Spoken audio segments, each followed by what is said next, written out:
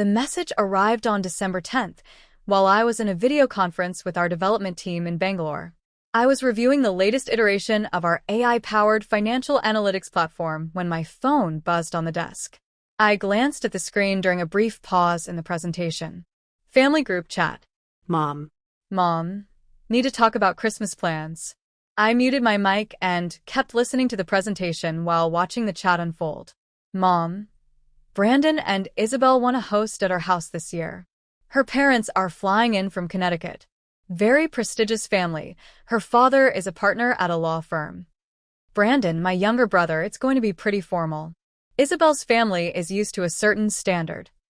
I could already see where this was going. Mom, the thing is, Isabel mentioned that she'd prefer to keep it to immediate family and her parents. She wants everyone to make a good impression.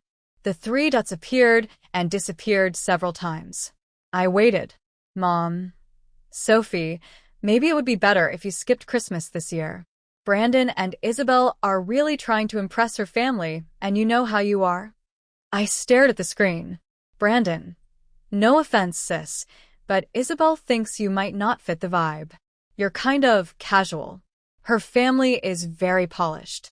Dad chimed in. Honestly, we agree. This is important for your brother's future. Maybe you could do your own thing this year.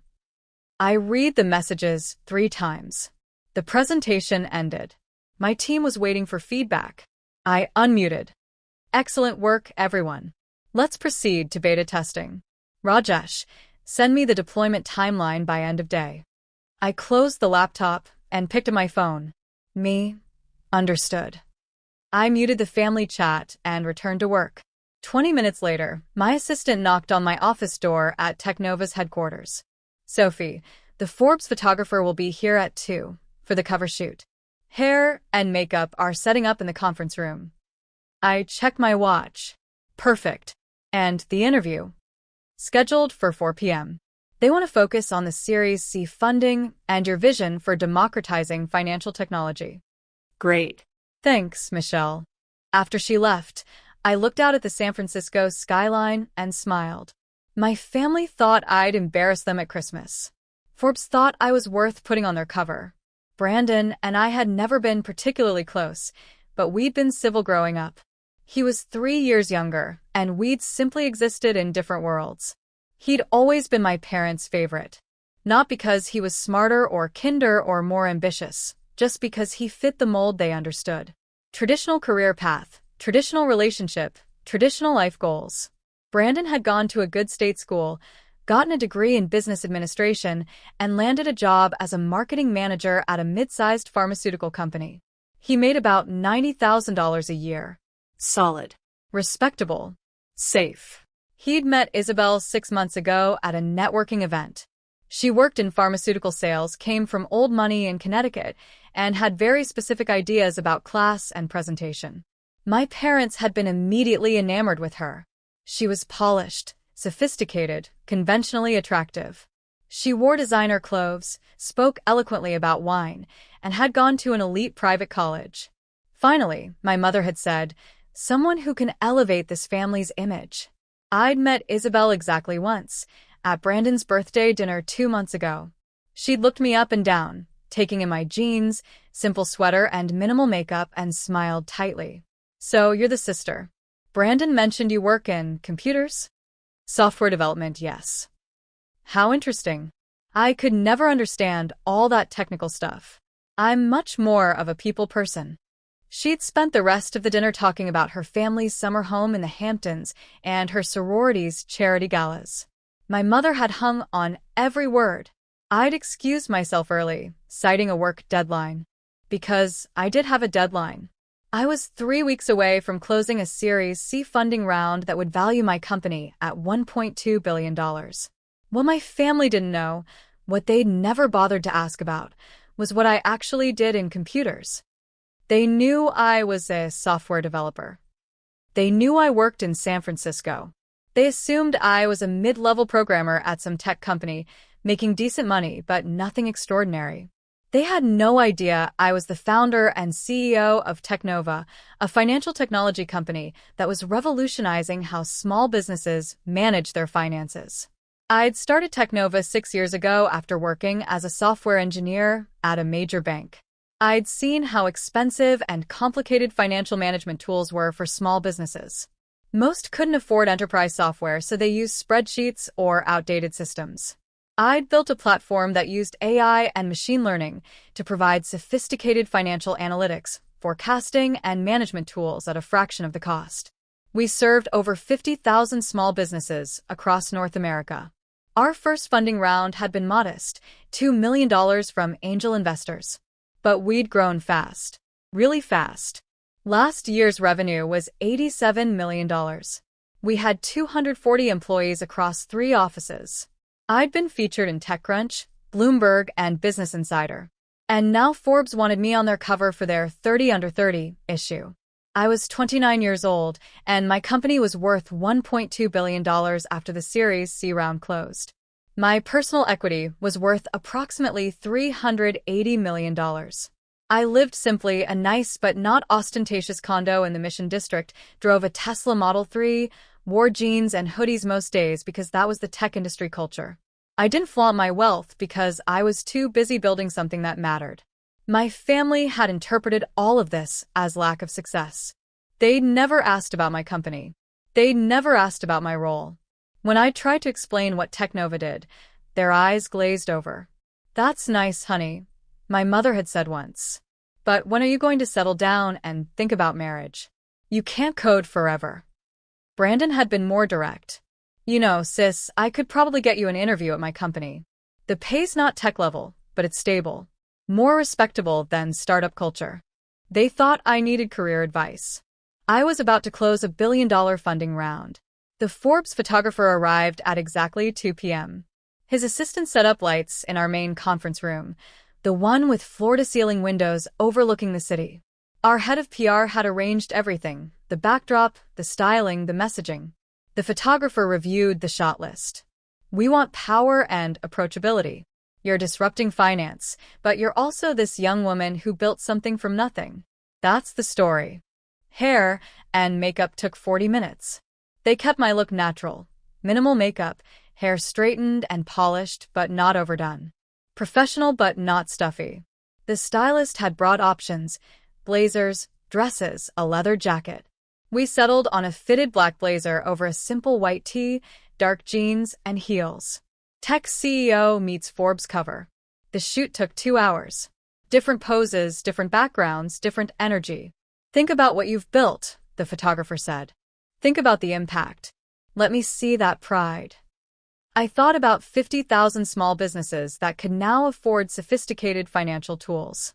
I thought about 240 employees whose lives I'd changed. I thought about the 15-year-old girl who'd learned to code in her bedroom and dreamed of building something meaningful. The camera clicked. "Perfect," the photographer said. "That's the cover shot." The Forbes journalist arrived at 4 p.m. Her name was Rebecca Chen, and she'd done her research. We sat in my office, and she pulled out her recorder. "Let's start with the obvious question. You're about to close a Series C round at a $1.2 billion valuation. You're 29 years old. How does that feel?" Surreal. But also like the natural result of 6 years of relentless work. "Tell me about starting Technova. You were 23, fresh out of working at a major bank. What made you think you could compete with established financial software companies?" I didn't think about competition. I thought about a problem that needed solving. Small businesses were drowning in spreadsheets or paying thousands for software they couldn't fully utilize. I knew I could build something better, more accessible, more intelligent. And you did it without venture capital initially. The first 2 years were bootstrapped. I built the initial product myself, living off savings from my banking job. I launched with 5 beta clients, small businesses owned by friends and family who trusted me. When they started seeing results, they referred others. Revenue funded growth. When did you know Technova was going to be huge? I thought about that. Month 18. We hit 1,000 clients, and our churn rate was below 2%. That meant we weren't just attracting customers. We were keeping them. They were seeing real value. That's when I knew we had something special. Rebecca asked about challenges, about being a young woman in tech, about my vision for the company's future. What about your personal life? How do you balance running a unicorn startup with everything else? I don't balance well, I admitted. My work is my life right now. I'm okay with that. I'm building something that matters more to me than traditional milestones. No family pressure to settle down? I laughed. My family doesn't really understand what I do. They think I'm a programmer at a tech company.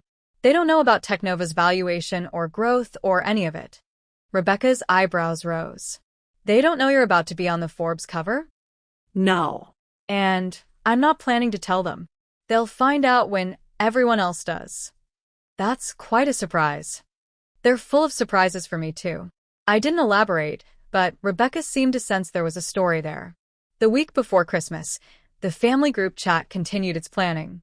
Mom, Isabel's parents arrive on the 23rd. We're doing a cocktail party that evening. Very elegant. Brandon, Isabel found this great catering company. The menu looks amazing. Isabel had been added to the family chat. She posted photos of table settings, wine selections, outfit options. Isabel, I want everything to be perfect. First impressions with my parents are so important. Mom, everything will be beautiful, dear. We're so excited to host. Dad, just got the wine delivery. Isabel, your selections were excellent. No one mentioned my absence. No one asked how I was spending Christmas. I'd been edited out of the family narrative entirely. My assistant noticed me scrolling through the chat during a meeting break. Everything okay? My family uninvited me from Christmas because I'd embarrass my brother's fiancée. Michelle's jaw dropped. What? They think I'm unsuccessful and unsophisticated. They don't want me around her wealthy Connecticut family. Do they know about any of this? She gestured around my office at the startup worth over $1 billion. Nope. Are you going to tell them? Forbes is doing that for me. The issue drops Christmas morning. Michelle started laughing. Oh my God. This is going to be incredible. Christmas Eve, I was in my condo, reviewing Q4 numbers and planning Q1 strategy when my phone rang. Jessica, my college roommate, and still one of my closest friends.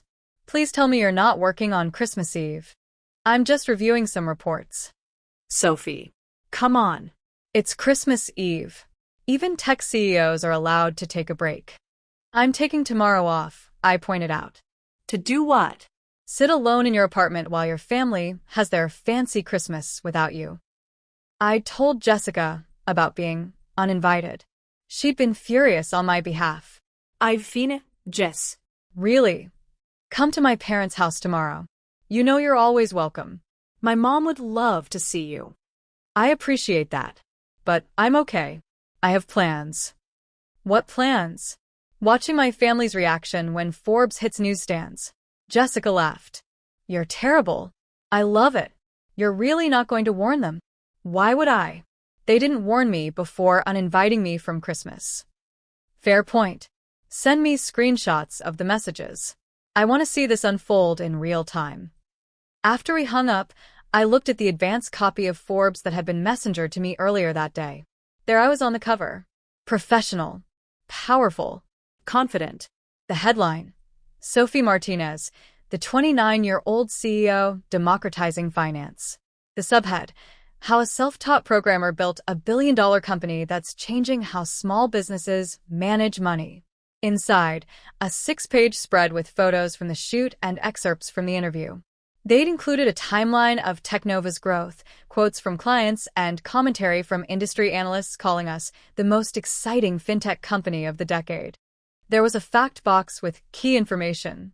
Asterisk company valuation, $1.2 billion. Asterisk annual revenue, $87 million. Asterisk employees, 240. Asterisk clients served, 50,000 plus. Asterisk founders' equity value, $380 million. At the bottom of the article, a personal detail I'd shared. Despite her extraordinary success, Martinez's family doesn't know about Technova's valuation. They think I'm just a programmer, she says with a wry smile. They'll probably find out when this article publishes. I told Rebecca that during the interview, not thinking she'd include it. But there it was in print. My family was going to lose their minds. Christmas morning, I woke up early and made coffee. I had my phone on the counter, waiting. Forbes released the digital edition at 6 a.m. Pacific, 9 a.m. Eastern. By 6:03 a.m., my phone started buzzing. Jessica. OH my God, I just saw the Forbes cover. You look amazing. College friends, former colleagues, investors, board members, Client. everyone was texting, calling, emailing. Congratulations poured in. My PR team had coordinated social media posts. Technova's official accounts shared the cover. Tech news sites picked up the story. By 7 a.m., I was trending on Twitter. My family, I knew, was 3 hours ahead on the East Coast. They'd be waking up, making coffee, probably starting their elegant Christmas morning. At 7:14 a.m. Pacific, 10:14 a.m. Eastern, the family group chat exploded. Aunt Marie. I asked, this real? Aunt Marie. Screenshot of the Forbes cover. Aunt Marie. Sophie is on the Forbes cover? Uncle Tom. Holy shit. Sophie runs a billion-dollar company. Cousin Rachel. I'm reading the article now. She founded Technova? The Technova? I use their software for my business. The messages came rapid fire. Extended family members I barely heard from, all suddenly very aware of my existence. Then, at 7:19 a.m., Mom entered the chat. Mom. Sophie? Mom. We just saw Forbes. Mom. Can you please call us? Brandon. What the actual hell? Sophie. Brandon. You're a CEO? You're worth how much? Isabel. This has to be a mistake. Dad. Sophie, we need to talk. Call me immediately. I watched the messages roll in and took a sip of coffee. I didn't respond.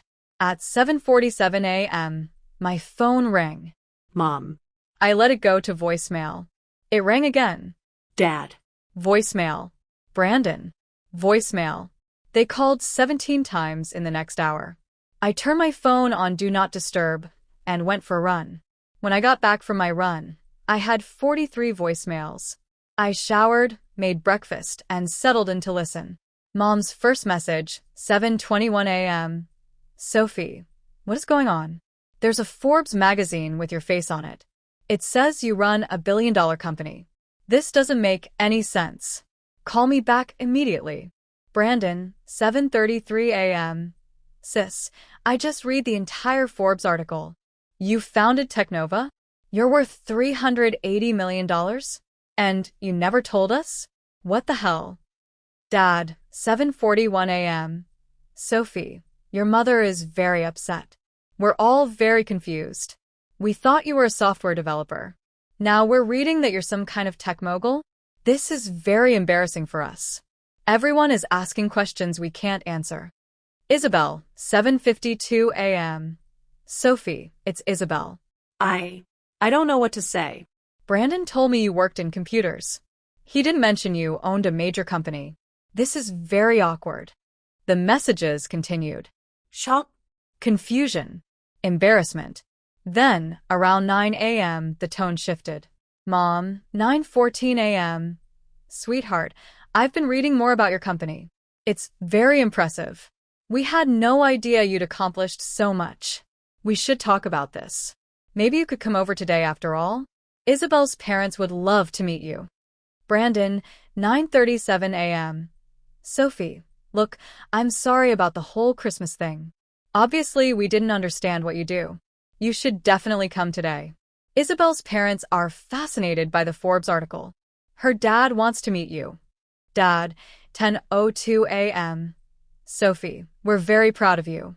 We should have paid more attention to your work. Please come to Christmas dinner. We want to celebrate your success as a family. Isabel, 10:23 a.m. Sophie, I owe you an apology. I made assumptions about you based on appearances. I didn't realize you were so accomplished. I'd really like a chance to get to know you better. Please join us today. I deleted all the voicemails without responding. I spent Christmas Day exactly as I'd planned. Alone, peacefully, working on strategy documents for Q1 and reading a novel I'd been meaning to finish for months. Around 3 p.m., there was a knock at my door. I checked the security camera. Brandon. I opened the door, but didn't invite him in. Sophie. E. Brandon. Can I come in? Why are you here? Because you won't answer your phone. Because Mom is losing her mind.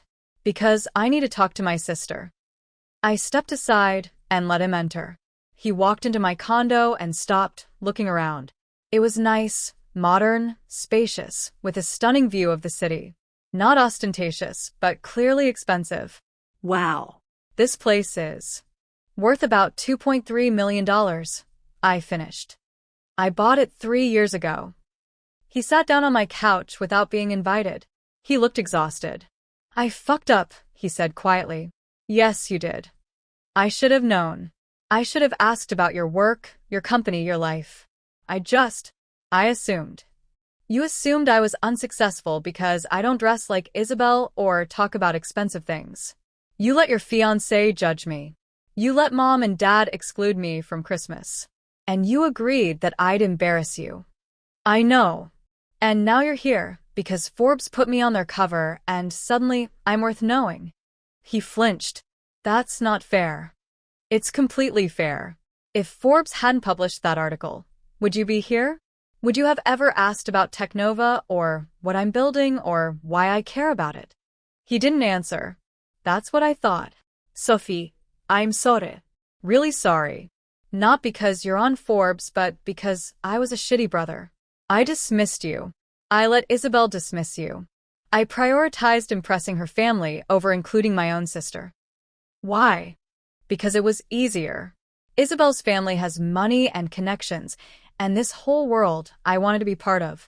You seemed content with your simple life. I didn't think you cared about being included. I didn't care about your Christmas dinner, Brandon. I cared that my own family decided I wasn't good enough for it. He nodded slowly. The article mentioned that we don't know about your success. That's how you found out we didn't know. Rebecca asked about work-life balance. I mentioned that my family doesn't really understand what I do. She asked why, and I told her you all think I'm just a programmer. I didn't expect her to print it, but I'm glad she did. Mom is mortified. Isabel's parents read that part. They asked why we didn't know our own daughter was a Forbes cover story. Mom didn't have a good answer. There isn't a good answer. You never asked because you never cared. I care now. Do you? Or are you just impressed by the valuation? He was quiet for a long time. Then, both. I'm impressed by what you've built, yes. But I'm also ashamed that I didn't see it. That I was so focused on appearances and Isabel's approval that I couldn't see my own sister was building something extraordinary. I sat down across from him. Brandon, here's what you need to understand. I didn't hide this from you.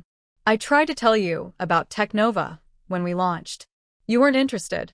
I tried to explain our funding rounds. You changed the subject. I stopped trying because it was clear you didn't care about my work unless it fit your definition of success. I know. So, what changed? Why are you here now? Because I saw that Forbes cover and realized I don't know my own sister.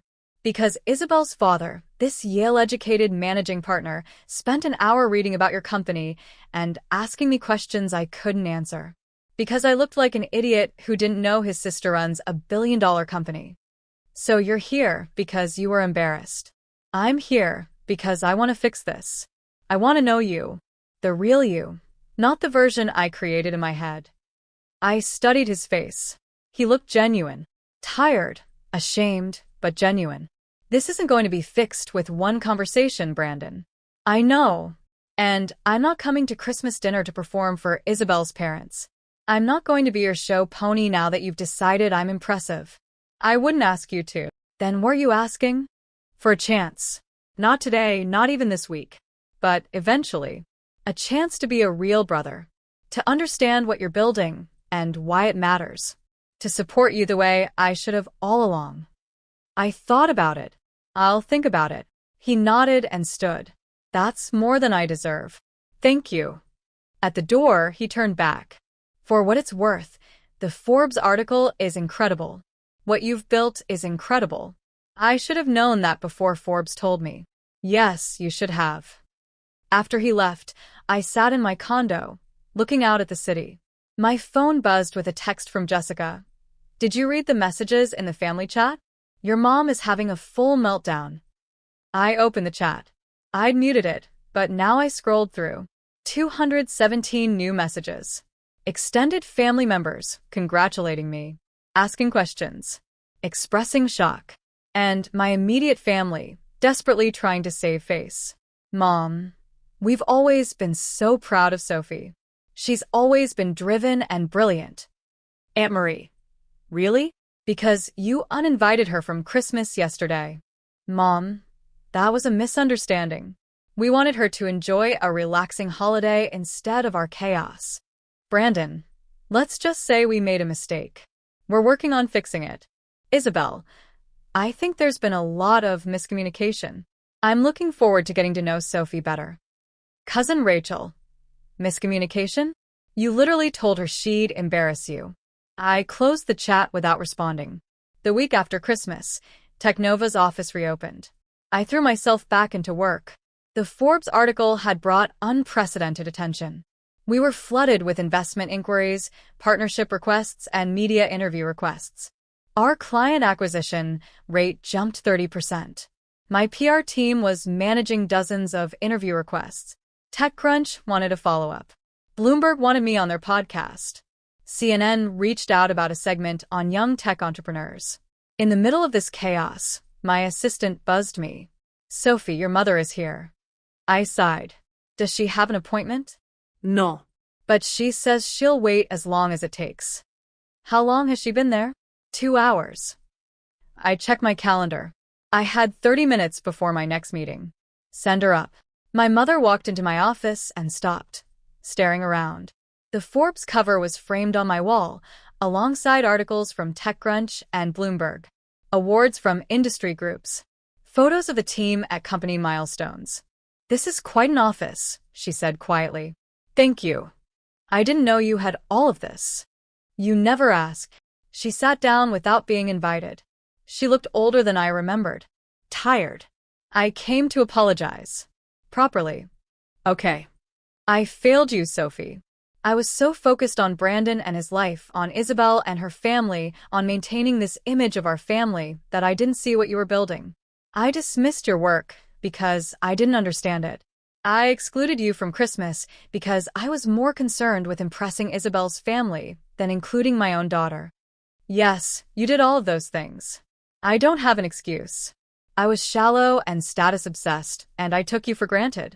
I assumed you were content with your simple life, so I focused on Brandon, who seemed to need more attention. I didn't need attention, Mom. I needed respect. I needed you to value me even when you didn't understand what I did. She nodded, tears streaming down her face. I know, and I didn't give you that. I'm sorry. Are you sorry you did it, or are you sorry Forbes exposed it? Both, she admitted. I'm sorry I excluded you. And I'm mortified that the whole world now knows we didn't know our own daughter was a Forbes cover story. At least you're honest. Isabel's parents asked me pointed questions at Christmas dinner. About why we didn't know. About what kind of parents don't recognize their daughter's success. I didn't have good answers. Because there aren't good answers. I know. She pulled a tissue from her purse. Can I ask you something? Go ahead. Why didn't you tell us? About Technova, about your success, about any of it. I tried, Mom. Multiple times. When we got our first major funding round, I called to share the news. You congratulated me for 30 seconds and then spent 40 minutes talking about Brandon's promotion to senior marketing manager. When we hit 10,000 clients, I mentioned it at Sunday dinner. You said, "That's nice, dear," and asked when I was going to think about settling down. She flinched. You made it clear that my work only mattered if it fit your definition of success. So, I stopped sharing. I built my company, I built my life, and I did it without needing your validation. And now you're here because Forbes forced you to see me, not because you chose to. That's not entirely fair. The Forbes article was a wake-up call, yes. But it made me realize how much I've missed. How much I don't know about my own daughter. I want to change that. That's going to take time, Mom. And effort. Real effort. not just showing up when it's convenient. I understand. I'm willing to put in the work. We'll see. She stood to leave, then turned back. The article said you're worth $380 million. Approximately, yes. And you still drive that old Tesla and live simply. The Tesla is 2 years old, and my condo is worth over $2 million. I live within my means, but my means are substantial. You just never looked closely enough to notice. I see that now. After she left, I returned to my strategy documents. 3 months after the Forbes article, my relationship with my family is cautiously rebuilding. Mom and I have coffee once a month. She asks about Technova now, real questions about our growth, our challenges, our vision. She doesn't understand all the technical details, but she's trying. Brandon and I text occasionally. He's taking online courses in financial technology, trying to understand what I do. Last week he said, "I'm reading about AI and fintech. Is this what Technova uses?" It was a start. Isabel sent me a formal apology letter. She and Brandon broke up 6 weeks after Christmas. Apparently, the relationship couldn't survive the embarrassment of her misjudgment. I felt bad for Brandon, but not for her. Dad has been slower to come around, but he's trying. He forwarded me an article about Technova in the Wall Street Journal with a note. "Proud of you, kiddo." The most surprising development has been with extended family. Cousin Rachel, who uses Technova for her small business, has become genuinely interested in the company. We had lunch last month and talked for 3 hours about entrepreneurship and technology. Aunt Marie called to apologize for not being more supportive over the years. "I should have asked more questions," she said.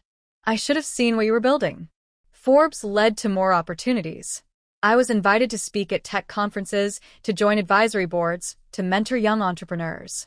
The publicity from the article helped Technova close partnerships with major financial institutions. Our Q1 revenue was up 42% from Q4. We're on track to exceed $100 million this year. Last week, I was invited to ring the opening bell at NASDAQ when we announce our IPO plans next year. My mother asked if she could attend. "Of course," I said. "But you should know there will be photos. I'll be dressed in a blazer and jeans. Very casual. Very tech CEO. Will that embarrass you?" She laughed. Actually laughed. "Sophie, I've learned my lesson. You could show up in pajamas and I'd still be proud. Don't worry. I'll wear the blazer Forbes photographed me in." Perfect. This Christmas, I'm hosting. Small gathering at my condo. Mom, Dad, Brandon, Aunt Marie, Uncle Tom, Cousin Rachel. No Isabelle. No pressure. No performances. Brandon asked what he should bring. "Just bring yourself," I told him. "That's enough." "Are you sure? I want to contribute." "Brandon, you being here and making an effort to know me. That's the contribution." Mom called yesterday. "What can I do to help with dinner?" "Just show up, Mom. That's all I need." "Sophie, I want you to know, I've been thinking about last Christmas. About uninviting you. I'll regret that for the rest of my life." "I know, Mom. I love you. I don't think I've said that enough in ways that mattered. I love you too. And I meant it. Because here's what I've learned. People can change. Not overnight, and not completely, but enough. The mother who uninvited me from Christmas now asks about my board meetings. The brother who said I'd embarrass him now studies fintech to understand my work. The family who dismissed me now shares my accomplishments with pride. It's not perfect, but it's real. And it's better than the alternative. Last year, they excluded me from Christmas because I'd embarrass them. This year, I'm hosting Christmas because I choose to forgive them. Not because Forbes made me successful. I was always successful. But because Forbes made them finally see what was there all along. The end. Sometimes people need external validation before they can value you. My family thought I was an unsuccessful programmer. Forbes thought I was worth putting on their cover as a billion-dollar CEO. The only thing that changed was their awareness. I was always building something extraordinary. They just weren't paying attention. Now they are. And that's their journey, not mine. I was already successful when they uninvited me from Christmas. I'm still successful now that they want me back. The difference is, now I know exactly who shows up when they think you have nothing and who only shows up when Forbes tells them you have everything. And that knowledge, that's worth more than any valuation.